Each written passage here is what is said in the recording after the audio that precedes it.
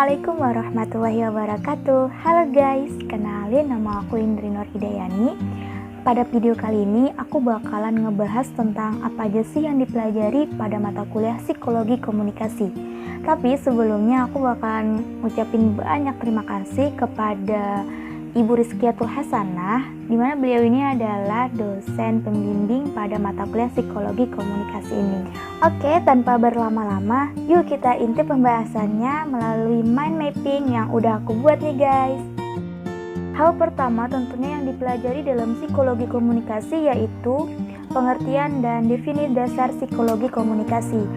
Psikologi komunikasi ini terbagi menjadi dua kata, yaitu psikologi dan komunikasi. Psikologi adalah disiplin ilmu yang membahas lebih dalam mengenai mental, pikiran, perasaan manusia berdasarkan kesadaran dan pengalaman manusia tersebut. Contohnya, ketika kita sedang berkomunikasi dengan seseorang, tiba-tiba orang itu berubah, entah itu dari mimik wajahnya, intonasinya jadi meninggi.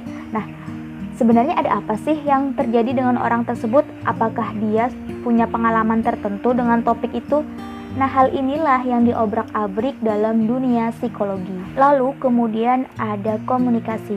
Komunikasi adalah proses penyampaian pesan baik verbal maupun non-verbal dari komunikator atau penyampai pesan kepada komunikan atau penyampai pesan melalui media tertentu, baik langsung, tertulis, tidak langsung seperti media sosial, internet, dan lain sebagainya untuk mencapai tujuan yaitu persepsi yang sama. Jadi yang dimaksud dengan psikologi komunikasi adalah ilmu yang berusaha menguraikan, meramalkan, dan mengendalikan peristiwa-peristiwa mental dan behavioral dalam proses komunikasi.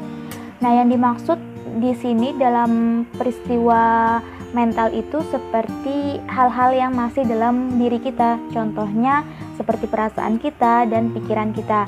Sedangkan peristiwa behavioral adalah proses atau peristiwa yang sudah tampak dari luar. Kemudian di bab 2 kita akan membahas peranan psikologi dalam proses komunikasi. Sebenarnya psikologi dalam komunikasi ini sangat penting agar seluruh komponen komunikasi baik komunikator, komunikan, pesan atau media itu dapat berjalan dengan lancar. Ada beberapa poin mengapa psikologi penting dalam proses komunikasi. Yang pertama adalah agar supaya komunikator memiliki kredibilitas. Nah, jika komunikator tidak memiliki kredibilitas, maka dapat dipastikan pesan atau informasi yang disampaikan juga tidak memiliki kredibilitas. Maka dari itu, ketika itu terjadi, maka akan banyak sekali, rawan sekali terjadi kesalahpahaman. Yang kedua, pesan akan menjadi lebih akurat. Ketika seseorang menerapkan dan mempelajari psikologi dalam komunikasi, maka dapat dipastikan bahwa pesan yang disampaikan akan menjadi lebih akurat. Akibatnya, perselisihan dan pertengkaran akan sangat kecil terjadi. Yang ketiga yaitu mengatasi kesalahan persepsi.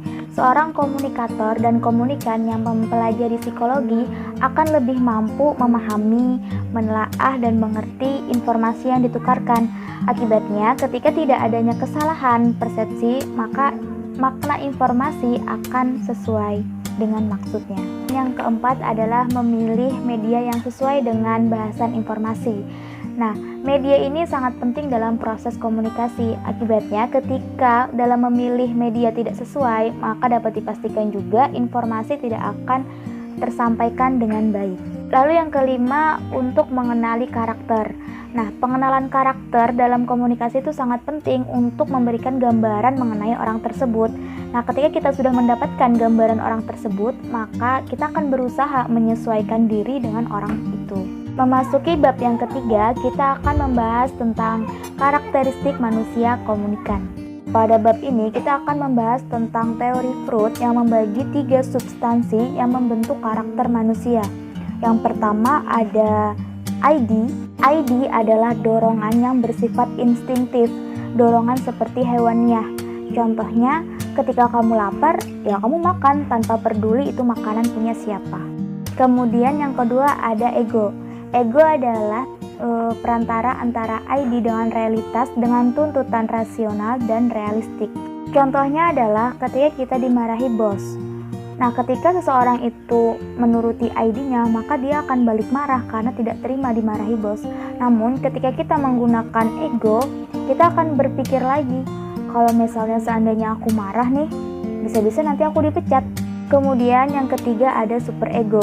Super ego ini seperti yang kita biasa sebut dengan hati nurani. Karena super ego ini berbicara tentang moralitas yang berkembang dalam kultur masyarakat atau agama-agama tertentu. Nah, super ego ini berbicara tentang benar salah dan baik buruk. Kemudian teori yang kedua yaitu teori behaviorisme. Nah, teori ini berpandangan bahwa satu-satunya pengetahuan yaitu bersumber dari pengalaman. Jadi seluruh perilaku manusia, temperamennya, dan kepribadiannya itu dibentuk oleh pengalamannya. Teori ini juga disebut dengan teori belajar, di mana seseorang akan belajar melalui pengalamannya. Kemudian teori yang ketiga yaitu psikologi kognitif. Nah, teori ini berpandangan bahwa manusia itu adalah makhluk yang berpikir. Manusia tidak lagi bersifat pasif kepada lingkungannya, tetapi adalah makhluk yang berpikir yang berusaha untuk memahami lingkungannya. Kemudian yang keempat ada teori humanistik.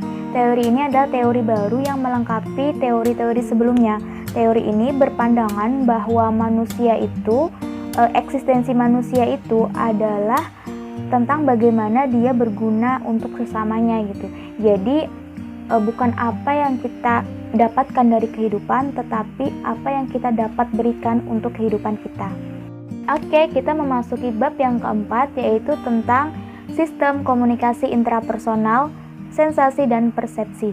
Jalaluddin Rahmat menyatakan bahwa komunikasi intrapersonal adalah proses komunikasi yang meliputi sensasi, persepsi, memori, dan berpikir. Tapi pada bab kali ini kita hanya akan membahas dua, yaitu sensasi dan persepsi. Sensasi adalah proses paling awal atau tahapan paling awal dalam penerimaan pesan. Proses sensasi terjadi ketika indera menerima informasi yang kemudian diubah menjadi impuls yang kemudian dimengerti oleh otak. Tapi perlu diingat bahwa sensasi setiap orang berbeda-beda terhadap stimuli yang sama karena ada beberapa faktor, yaitu karena faktor personal dan juga faktor situasional. Contohnya adalah makanan A dirasa sangat pedas bagi orang Kalimantan, tetapi bagi orang Jawa pedasnya itu biasa aja. Nah, hal itu terjadi karena adanya perbedaan budaya dan lain sebagainya. Kemudian ada persepsi. Persepsi adalah proses pemberian makna pada stimuli indrawi. Nah, untuk lebih memahami, ini ada perbedaan antara sensasi dan persepsi. Contohnya, ketika kita melihat nangka dibungkus dengan karung putih pada malam hari, kemudian kita mempersepsikan bahwa hal itu bertujuan untuk supaya nangka itu cepat matang gitu. Tapi ketika sensasi kita salah, kita melihat bahwa nangka yang dibungkus karung itu adalah hantu atau pocong, maka persepsi yang muncul adalah kita ketakutan gitu, dan bereaksi bisa jadi kita bakalan lari. Padahal ternyata yang kita lihat itu bukan hantu, tetapi nangka yang dibungkus oleh karung. Oke, memasuki bab yang kelima yaitu tentang peranan motivasi pada proses komunikasi. Motif merupakan dorongan yang timbul dalam diri seseorang yang menyebabkan seseorang itu melakukan atau bertindak sesuatu. Ada 3 poin penting dalam motivasi, yaitu menggerakkan, mengarahkan, dan menopang tingkah laku manusia. Tujuan motivasi bagi komunikator yaitu untuk menggerakkan komunikan agar timbul kesadaran untuk merubah tingkah laku supaya tujuan tertentu dapat tercapai. Kemudian kita akan masuk ke bab ke-6 yaitu tentang konsep diri dan atraksi interpersonal. Menurut William D. Brooks, konsep diri adalah perasaan atau pikiran kita terhadap diri kita sendiri. Jadi ketika kita ngomongin konsep diri, maka kita akan ngomongin dua hal, yaitu tentang kognitif, apa yang kita tahu, dan afektif, apa yang kita rasa terhadap diri kita sendiri. Analoginya begini, ketika ada dua mahasiswa yang sama-sama mempunyai nilai yang rendah ditanya, sebenarnya kamu ini orangnya seperti apa sih? Otomatis mereka akan menjawab, saya mah nilainya rendah, ya pastinya saya bodoh dong orangnya. Tapi kita bisa tanyakan lagi nih, lalu bagaimana perasaanmu? Nah, bisa jadi dua mahasiswa itu akan menjawab dengan jawaban yang berbeda. Mahasiswa A mungkin akan menjawab, oh saya mah fine-fine aja kayak gini, justru malah ketika saya yang kayak gini, saya mempunyai banyak teman, bisa ketawa kesana kemari, daripada mereka yang pintar tapi cuma bisanya menyendiri di pojokan untuk baca buku. Nah, ketika kita bertanya dengan mahasiswa B, mungkin jawabannya akan berbeda. Saya mah malu kayak gini, kadang kalau misalnya ditanya dosen, saya nggak bisa jawab. Jadi dapat disimpulkan, secara kognitif mereka mempunyai citra yang sama, tetapi secara afektif harga diri mereka adalah berbeda. Yang kedua ada atraksi interpersonal. Atraksi interpersonal ini adalah kesukaan kita kepada seseorang atau daya tarik seseorang itu sendiri. Lalu ada dua faktor yang mempengaruhi atraksi interpersonal ini, yaitu faktor personal dan faktor situasional. Di dalam faktor personal ini yang mempengaruhi atraksi interpersonal yaitu adalah kesamaan, yaitu bisa jadi kesamaan asal daerah, kesamaan hobi, kesamaan pandangan politik, pandangan hidup, dan lain sebagainya. Kemudian yang kedua adalah mengalami tekanan emosional bersama-sama, contohnya seperti ketika bersama-sama dalam masa-masa sulit, maka dalam waktu itu cenderung akan lebih solid persaudaraannya atau pertemanannya. Kemudian yang ketiga ada harga diri yang rendah. Ternyata orang yang mempunyai harga diri yang rendah cenderung lebih mudah tertarik kepada seseorang. Kemudian ada isolasi sosial. Contohnya ketika seseorang berada pada tempat terpencil atau terpenjara yang dimana seseorang itu jarang bertemu dengan orang lain, maka dia juga akan cenderung lebih mudah tertarik kepada seseorang.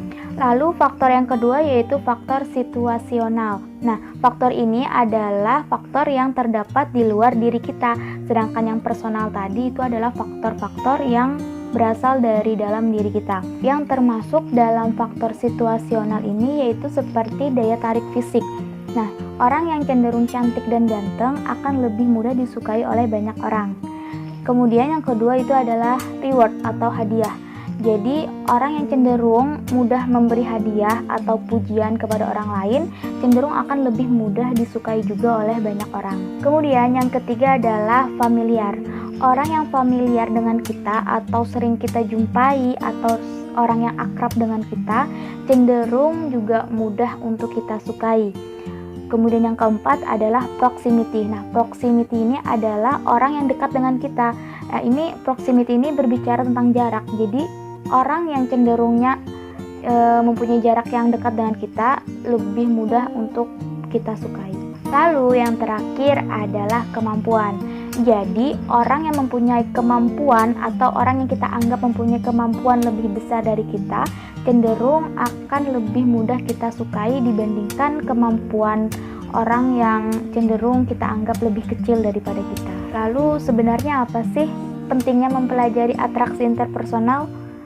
Ya tentunya jelas, ini adalah sebuah kunci untuk kita mempunyai daya tarik. Sehingga ketika kita mempunyai daya tarik, ketika kita berkomunikasi, kita akan mewujudkan komunikasi yang efektif. Karena ketika seseorang sudah tertarik kepada seseorang yang lain, maka komunikasinya akan berjalan dengan baik. Oke, itu tadi penjelasan dari aku tentang psikologi komunikasi. See you next time guys, dadah!